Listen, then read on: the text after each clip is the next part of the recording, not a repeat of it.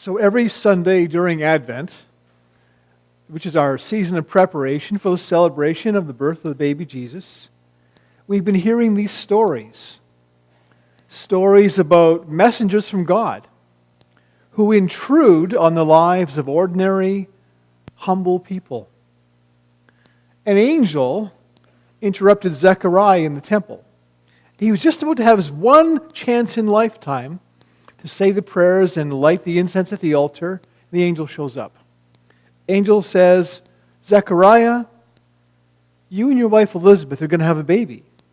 You're going to call him John. He's going to grow up to be a holy person and a leader who's going to help all the people of Israel. An angel startled Mary, a young unmarried woman, and announced she would bear a child named Jesus, who would fulfill all of Israel's hopes and dreams for a Messiah sent by God. An angel surprised the sheep herders, the shepherds in the fields outside Bethlehem, and they broke the news the long-awaited Messiah had been born. As I was saying with the kids, in every one of these encounters, before the angel delivers the news, they first say what?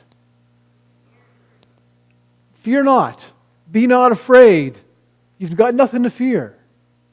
So if an angel, first of all, if an angel showed up, how would you know it was an angel? Who knows, right? If an angel showed up, would you be afraid? Would you understand what was going on? Would you get it? Zechariah and Elizabeth, they were elderly and childless. And they lived in this society that judged a couple's worthiness on whether or not they could have kids, whether or not they would produce heirs to carry on the family name. And because they didn't, because Zechariah and Elizabeth did not have children, for their whole adult lives, they had faced strange looks. They were social outcasts. They had neighbors wondering and whispering, what's going on with them? What's actually wrong with them? What secret guilt do they carry? They might have grown up living like that. Not quite so sure if anyone really liked them. Maybe a little bit fearful of life in general. They're trying to be good and faithful people, and everybody was looking at them funny. Anyone here ever felt misunderstood? Yeah. So Mary was a teenage girl in a harsh, patriarchal society. She lived in a time when the value of a young woman depended on her having an unsullied reputation. She had to be on guard at all times against advances from men. In her society, if Mary, this teenage girl, was ever inappropriately touched or sexually assaulted, it would be her fault. She would be blamed for being a temptress, and then from that time on, she would be known as damaged goods. She wouldn't be worth as much to her family because they couldn't get a dowry for her. The man involved, on the other hand, would likely escape punishment. After all, boys will be boys. The girl should have known better. Ever hear that before? In Mary's time, there was no Me Too movement. Maybe there should have been. She had to look out for herself. Doesn't seem right. Anyone ever feel like life isn't fair? Ever have moments like that, or you realize something about the world and you go, wow, that's just not right.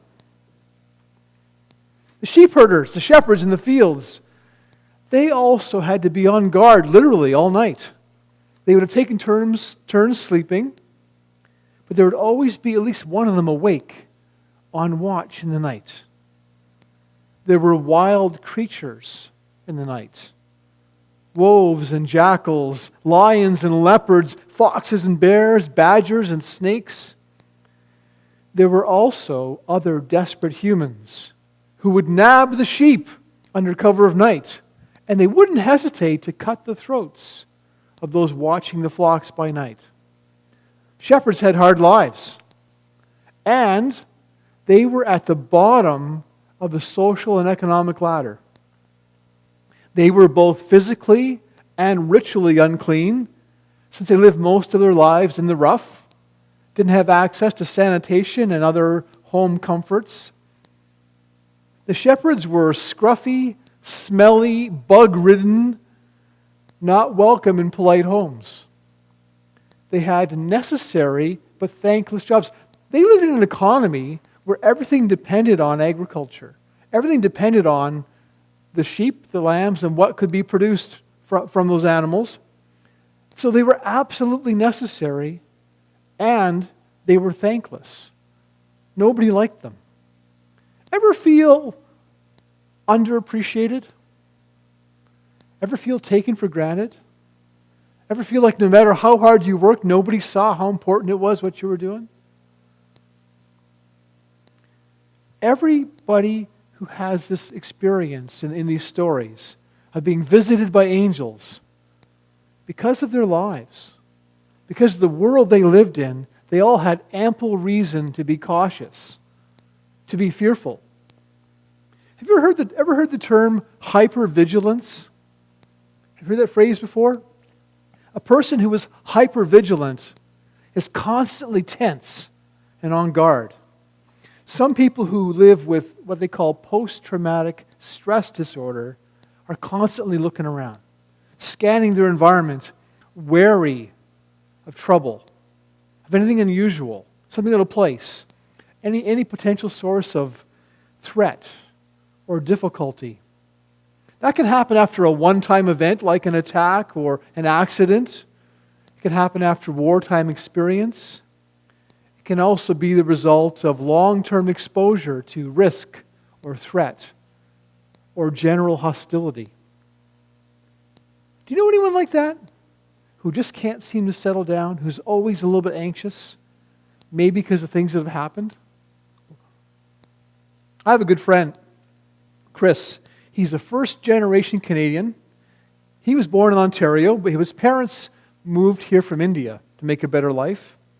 My friend Chris, he loves hockey. He was an air cadet. He went to school, became a brilliant engineer. He's worked under contract for the Canadian government most of his adult life. And while he was with Atomic Energy of Canada, he traveled the world representing Canada on a diplomatic passport. Chris is a great guy, a big heart, childlike sense of humor. His kids and our kids have known each other their whole lives. So Chris, whenever he has to cross a border or go through airport security, he literally breaks into a sweat. He calls it traveling while brown.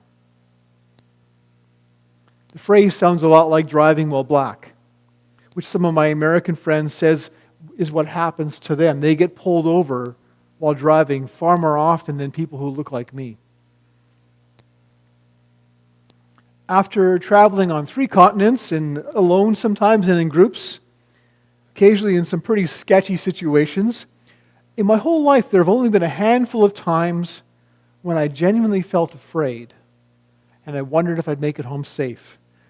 The scariest time I ever had, I was in a tunnel leaving the London Underground after a big football match, and an angry mob of white guys, soccer hooligans, came roaring by. I never felt more afraid for my life than in London with a bunch of white people. I can't imagine what it would be like to live in fear or on some level of alert, looking around day after day. It's got to grind away at your heart and your soul.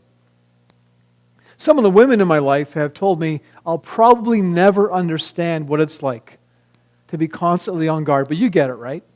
You know what it's like to always have to be careful, to think about how to dress, when to make eye contact, when to not make eye contact, where you can travel, who you can be seen with, if you're out somewhere, to keep a hand on your drink.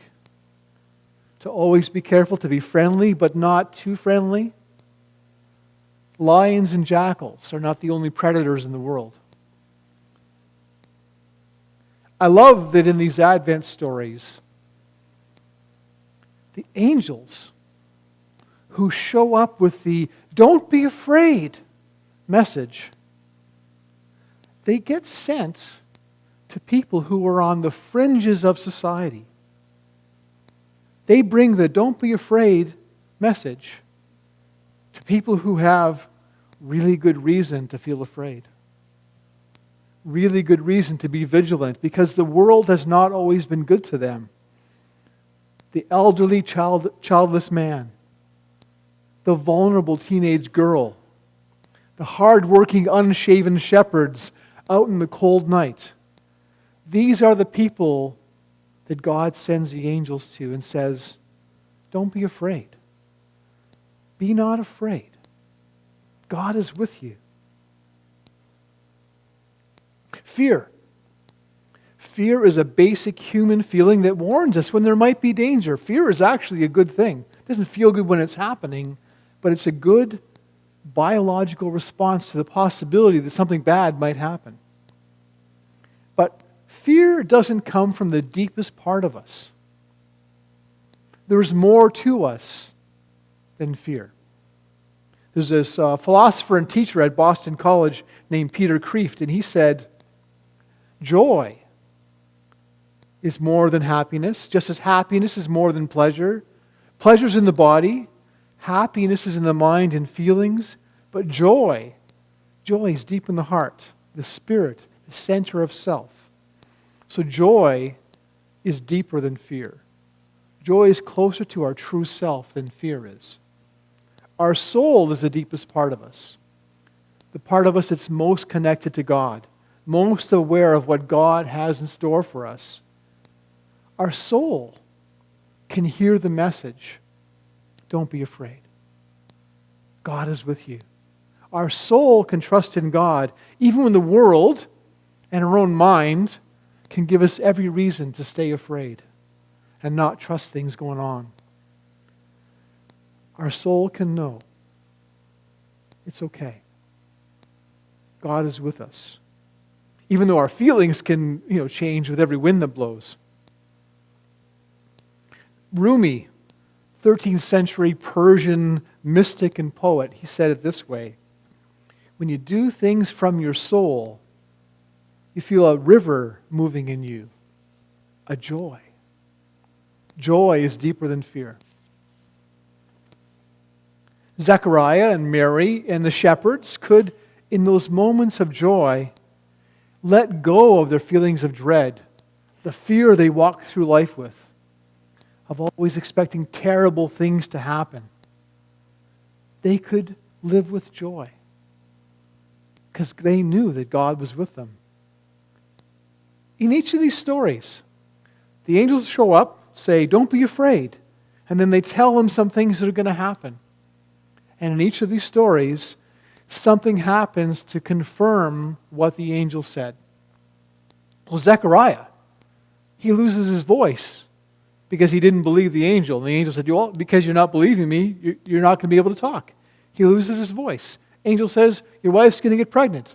Elizabeth gets pregnant. Mary, she gets this news, not only that she's going to have a baby, but her cousin Elizabeth is also going to be pregnant. So she rushes off, goes to visit Elizabeth, and they find out together, look, we're both having these unexpected babies. The shepherds, after hearing the news from the angels, they go to the stable, they see the manger, and everything is just like the angels told them. Little baby, just born, wrapped in cloths, lying in a manger. So in these stories, each one of these troubled, vulnerable, fearful, wary people heard the message. You don't have to be afraid. God is with you. And for each one of them, their fear was transformed into something deeper, into joy. Now, the world remained a difficult place. It's still a difficult place. But there was joy. And there was the possibility the unexpected excitement that there could be new life. This past week marked the 50th anniversary of the death of one of the most influential Christian writers and thinkers of the 20th century, a guy named Thomas Merton. Very well-known Roman Catholic monk and priest. Now Merton, through his writings and his lectures, his talking, changed the way millions of people thought about prayer and about God. And I want to share with you one of my favorite Merton quotes, because I think it speaks to what happened for Zechariah, for Mary, and for the shepherds after they had these amazing encounters with the angels who said, "Don't be afraid. God is with you." They saw God at work in the world. This is the Merton quote. "Life is this simple. We're living in a world that is absolutely transparent, and God is shining through all the time. This isn't just a fable or a nice story. It's true. If we abandon ourselves to God and forget ourselves, we see it sometimes, maybe frequently. God shows God's self everywhere, in everything, in people and in things, in nature and in events. It becomes very obvious that God is everywhere and in everything, and we can't actually be without God. It's impossible." For Zechariah and Elizabeth, for Mary and for Joseph, for those shepherds in the fields, it was if suddenly the curtains were drawn back, or maybe they took off dark sunglasses, and suddenly the whole world shone with God's great light. And even though they still faced challenges in life, they knew they didn't have to be afraid. Amen.